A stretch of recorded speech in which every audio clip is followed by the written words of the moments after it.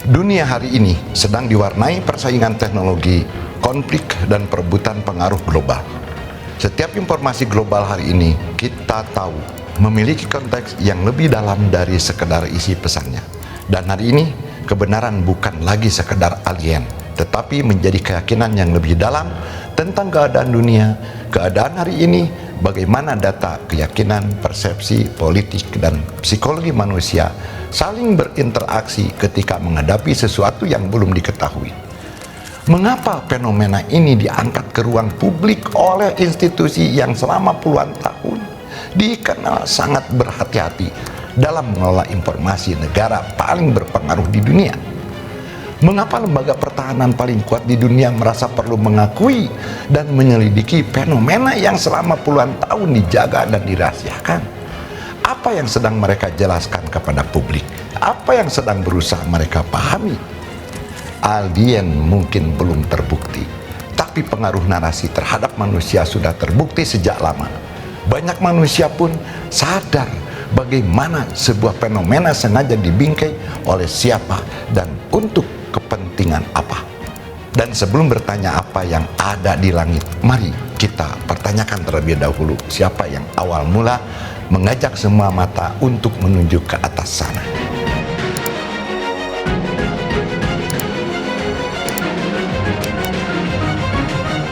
Faktanya, Pentagon tidak merilis alien.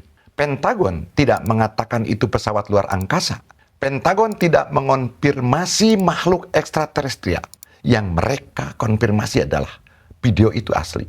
Video itu terekam oleh personal militer Amerika Serikat. Objek yang terlihat saat itu dikategorikan sebagai objek yang belum teridentifikasi. Dan disinilah lucunya, muncul banyak kesimpulan besar. Sebagian publik menyebut Pentagon mengonfirmasi UAP, lalu menerjemahkannya menjadi Pentagon mengonfirmasi alien. Padahal secara jurnalistik, itu dua pernyataan yang berbeda jauh. Pentagon merilis video yang mereka sebut belum teridentifikasi. Namun publik kemudian membantu mengidentifikasinya menjadi alien. Bukan hal yang aneh jika informasi bisa berubah ketika berpindah dari institusi, media, lalu ke masyarakat. Namun apabila minimnya koreksi pandangan terus berkembang dan bertahan, dampaknya berpotensi menjadi semakin problematis dalam jangka panjang. Apakah Pentagon mengakui alien? Atau apakah UAP dan alien memang satu konteks yang sama? Ada yang menarik di sini. Ketika sebuah objek disebut fenomena udara tak teridentifikasi, sebagian orang langsung menyimpulkan bahwa itu adalah alien, padahal secara bahasa UAP termasuk dalam klasifikasi objek yang belum diketahui. Sementara alien adalah sebuah identifikasi, sebuah kesimpulan, sebuah jawaban. Dengan kata lain, sesuatu yang belum diketahui tiba-tiba berubah menjadi sesuatu yang sudah diketahui. Pemahaman hal ini berpotensi menimbulkan interpretasi yang ambigu. Kita tidak akan memulai dari asumsi bahwa Pentagon mengatakan kebenaran sepenuhnya. Kita juga tidak akan memulai dari asumsi bahwa Pentagon sedang berbohong. Sebab dalam sejarah, lembaga besar negara manapun pernah melakukan keduanya. Menyampaikan informasi yang benar kepada publik dan pada waktu yang lain menahan, mengubah atau bahkan merahasiakan informasi atas nama kepentingan yang lebih besar. Terlebih negara yang diperbincangkan kali ini adalah Amerika Serikat. Mata publik selama ini tergiring dan tertuju pada objek yang sempat muncul di langit. Padahal mata publik seharusnya tetap waspada memperhatikan apa yang sebenarnya terjadi di darat. Renungkan, mengapa isu ini disampaikan sekarang? Dan mengapa dibahas secara terbuka oleh Pentagon, media besar, hingga Kongres Amerika Serikat? Dalam dunia geopolitik informasi jarang berdiri sendiri. Setiap narasi memiliki konteks, setiap pengungkapan memiliki waktu, dan setiap waktu memiliki kepentingannya sendiri.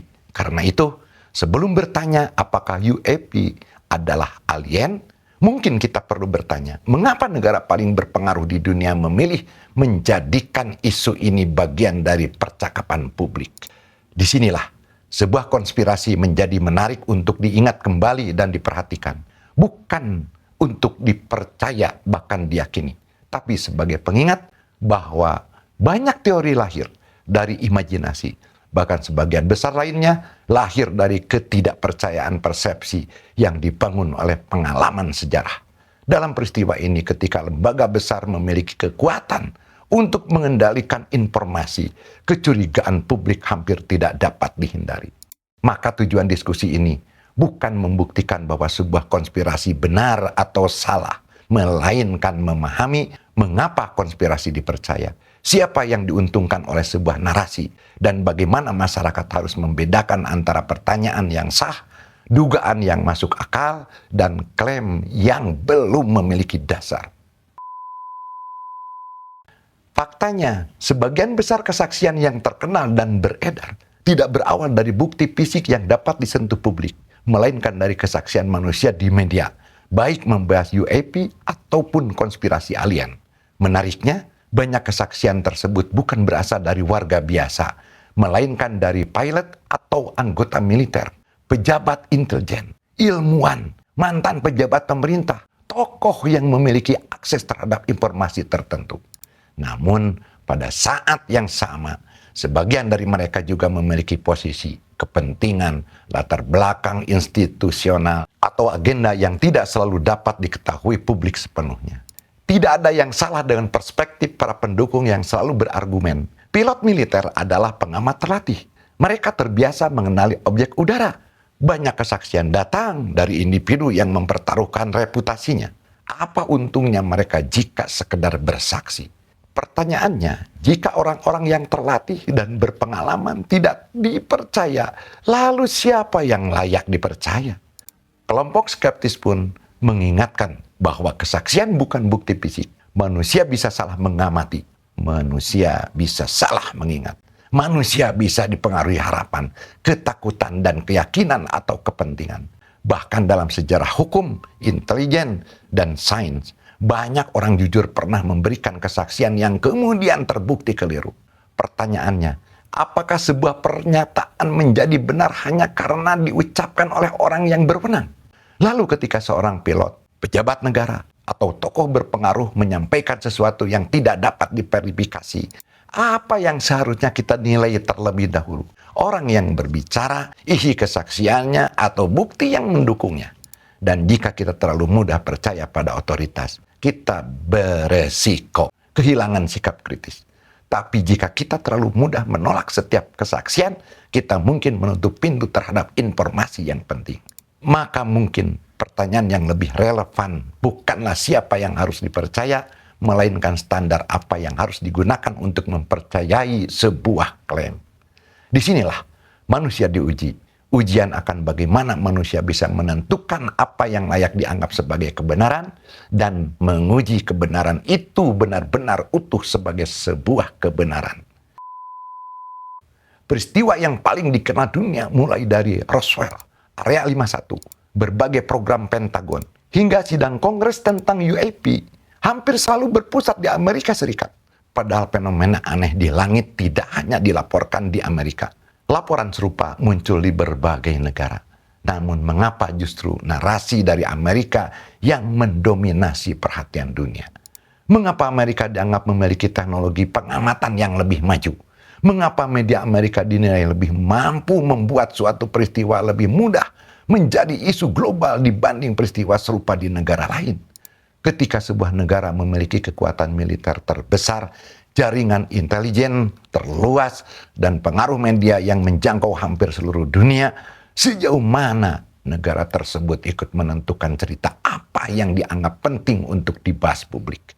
Atau juga dipengaruhi oleh sejarah panjang kerahasiaan, operasi intelijen, propaganda, dan pengelolaan informasi yang memang pernah terjadi dalam dunia geopolitik? Maka mungkin pertanyaan yang perlu diajukan bukanlah mengapa begitu banyak cerita UFO dan alien ini berasal dari Amerika, melainkan mengapa dunia begitu terbiasa melihat fenomena global melalui sudut pandang Amerika, jika laporan yang sama muncul dari negara kecil yang tidak memiliki pengaruh politik, ekonomi, atau media yang besar. Apakah publik internasional akan memberikan perhatian yang sama? Dan ketika isu ini muncul di negara-negara lainnya, apakah yakin tidak ada keterlibatan Amerika di belakangnya? Bukankah poin ini membuka sedikit tabir atas sebuah fenomena di atas atau di balik langit? Tidakkah kita sedang merasa bagaimana kekuasaan menentukan fenomena mana yang layak dilihat oleh mata dunia? Perspektif militer memandang alien katanya bukan isu utama, melainkan objek tak dikenal adalah isu utamanya. Tugas militer jelas, bukan mencari kehidupan luar angkasa, melainkan menjaga wilayah, aset strategis, dan keamanan negara. Misalnya ada objek yang masuk wilayah udara sensitif, tidak mengirim identitas penerbangan, bergerak dengan cara yang tidak biasa, muncul di dekat pangkalan militer. Maka dari sudut pandang militer itu, sudah cukup menjadi masalah. Ada 3 kemungkinan. Kemungkinan yang pertama, objek itu ternyata fenomena alam, berarti tidak ada ancaman. Kasus selesai. Kemungkinan yang kedua, objek itu teknologi negara lain. Misalnya, drone rahasia, pesawat pengintai, teknologi hipersonik, sistem elektronik baru. Ini sangat serius, karena berarti ada pihak lain yang memiliki kemampuan yang belum dipahami. Kemungkinan yang ketiga, objek itu benar-benar sesuatu yang belum pernah dikenal. Ini juga serius. Karena ketidaktahuan dalam dunia pertahanan adalah resiko. Jadi, dari perspektif keamanan nasional, ancaman terbesar bukan alien, melainkan ketidakmampuan mengidentifikasi sesuatu yang berada di ruang operasi mereka. Karena publik sering mendengar Pentagon menyelidiki UFO, lalu langsung berpikir, berarti Pentagon sedang mencari dan mencoba membuktikan alien. Padahal belum tentu. Bisa jadi yang sedang mereka cari jawabannya adalah teknologi Cina, teknologi Rusia, kelemahan radar mereka sendiri, kesalahan sensor, drone generasi baru, operasi intelijen, atau sesuatu yang benar-benar belum diketahui. Isu utamanya adalah keamanan nasional. Mengapa sebagian narasi publik lebih sering berputar pada alien itu ada, alien itu nyata, alien adalah ini, alien adalah itu. Mengapa ketidakpastian eksistensi alien menjadi perhatian lebih dibanding isu rahasia keamanan sosial yang mungkin sedang mereka sembunyikan tentang kemungkinan teknologi asing atau kelemahan sistem pertahanannya? Apakah manusia lebih tertarik pada alien karena lebih sensasional? Apa sensasinya? Apakah fokus publik sengaja atau tidak sengaja dialihkan ke perdebatan alien agar isu keamanan yang lebih nyata justru tidak menjadi perhatian? Jika benar, maka berhasillah mereka membodohi jutaan manusia. Kita sendirilah yang membenarkan fitnah-fitnah akhir zaman itu sendiri. Ketika data, keyakinan, persepsi, politik, dan psikologi manusia saling berinteraksi, menghadapi sesuatu yang belum diketahui, menyerang ketidaktahuan. Begitupun pemberitaan Roswell atau Area 51.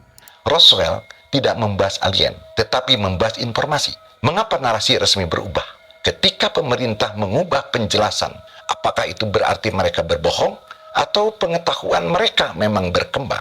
Sejarah menunjukkan kedua kemungkinan itu pernah terjadi. Sama halnya dengan Area 51, bukan tentang alien, tetapi tentang kerahasiaan. Mengapa masyarakat selalu mengisi ruang kosong informasi dengan spekulasi? Mungkin jawaban paling relevan adalah karena semakin sedikit informasi, maka semakin besar imajinasi. Sampai pada akhirnya kita menyebutnya teori konspirasi. Tidak perlu serang teori konspirasi. Bedahlah mekanismenya. Kadang teori konspirasi lahir dari kecurigaan yang sehat, tapi kadang juga teori konspirasi lahir dari kebutuhan psikologis akan kepastian. Mengapa manusia begitu ingin menemukan kehidupan lain? Apakah karena rasa ingin tahu? Keinginan memahami asal-usul, atau harapan bahwa ada sesuatu yang lain selain diri kita?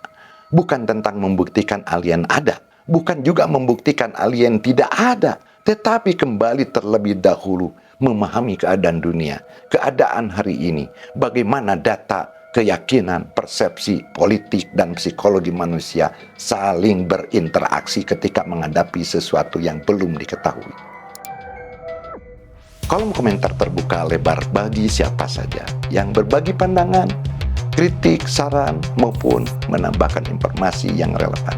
Jika terdapat data, sudut pandang atau penjelasan yang terlewatkan, kurang lengkap atau bahkan keliru, silahkan untuk sahabat jangan ragu menyampaikannya.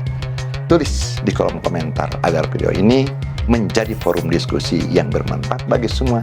Kami akan sangat menghargai setiap tulisan dan masukan yang disampaikan dengan baik. Sampai jumpa di video berikutnya.